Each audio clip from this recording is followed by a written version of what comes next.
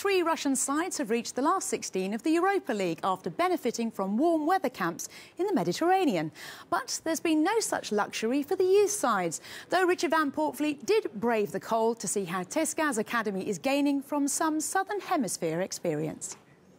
It may have been minus 10 degrees outside, but that wasn't going to keep CSKA's youth team, one of the most successful in Russia as their trophy cabinet shows, off the training field.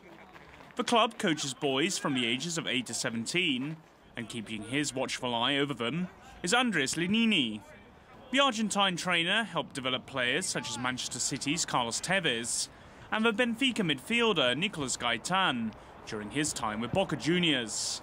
And now he hopes to unearth similar talents in Russia.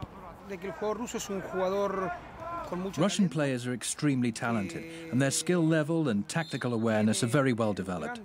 The main difference between Russia and other countries where I've worked is there are fewer tournaments and match practice for the children.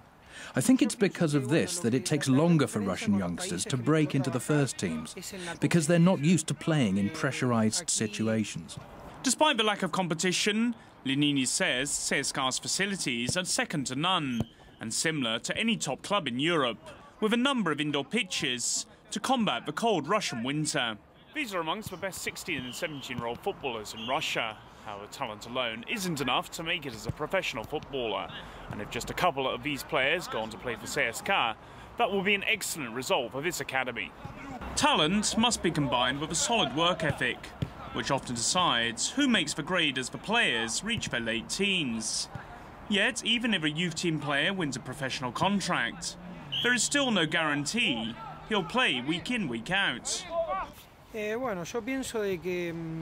Part of the reason that young Russian players are failing to break into the first teams of their clubs can be put down to the country's culture.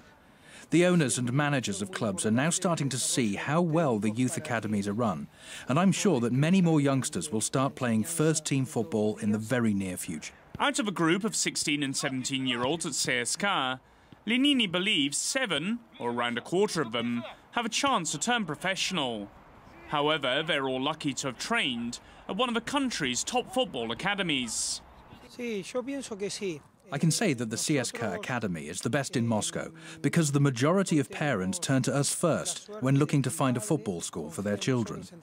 Last year, teams from all age groups performed well and won a number of tournaments, while a number of players from our academy go on to represent Russia at various youth team levels. 7 players from the CSKA's youth team went on to play for the club's reserves, an encouraging step. But only time will tell if any of them will follow in the footsteps of goalkeeper Igor Akinfeev or the Berezutsky brothers in defence, who play regularly for the first team and for Russia. Richard Van Poortvliet, RT, Moscow.